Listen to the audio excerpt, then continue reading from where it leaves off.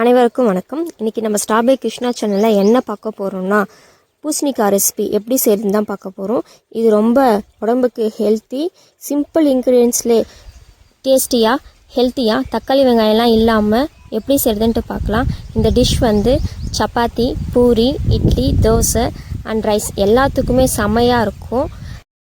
ஈஸியாக கிராமத்து ஸ்டைலில் எப்படி செய்கிறதுன்ட்டு பார்க்கலாம். வீடியோவை கடைசி வரைக்கும் ஸ்கிப் பண்ணாமல் ஃபுல்லாக பாருங்கள். அதுக்கு முன்னாடி நம்ம ஸ்டார்பை கிருஷ்ணா சேனலை சப்ஸ்கிரைப் பண்ணிக்கோங்க. வாங்க ஃப்ரெண்ட்ஸ், வீடியோக்குள்ளே போகலாம்.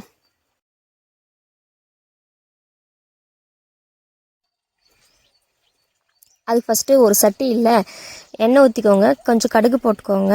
கடுகு நல்லா பொரிஞ்சு வரட்டும். கடுகு நல்லா பொரிஞ்சு வந்ததுக்கப்புறம் நம்ம வெட்டி வச்சுருக்க பூசணிக்காவை இதில் ஆட் பண்ணிப்போம். இது கொஞ்சம் நல்லா வதக்குவோம். அது கூடவே நம்ம மொச்சக்கொட்டையை ஆட் பண்ணிப்போம்.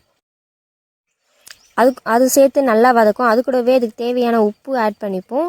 அதையும் நல்லா வதக்கும். அது கூட கொஞ்சம் இதுக்கு தேவையான 2 ஸ்பூன் மிளகாய்த்தூள் ஆட் பண்ணிப்போம். எல்லாத்தையும் சேர்த்து இப்போ நல்லா வதக்கும் ஃப்ரெண்ட்ஸ். இது நல்லா வதங்கும் போதே நமக்கு அந்த பூசணிக்காயோட வாசனை செம்மையாக வரும். இப்போ பார்த்தீங்களா, பார்த்தாலே எப்படி இருக்குது. இது வந்து ரொம்ப உடம்புக்கு ஹெல்த்தி, ரொம்ப டேஸ்டியாகவும் இருக்கும். இது நல்லா வதங்கினதுக்கப்புறம் இதுக்கு தேவையான அளவுக்கு தண்ணி ஆட் பண்ணிப்போம். தண்ணி ஆட் பண்ணிவிட்டு இது நல்லா வேக விடுவோம். இப்போ பார்த்தீங்கன்னா நம்மளோட பூசணிக்காய் வெந்துடுச்சு, ரெடி ஆகிடுச்சு. இது சூப்பராக இருக்கும். சாப்பிட்டிங்கன்னா சிம்பிள் இன்க்ரீடியன்ஸ்லேயே நம்ம அருமையான ரெசிபி ரெடி பண்ணிட்டோம்.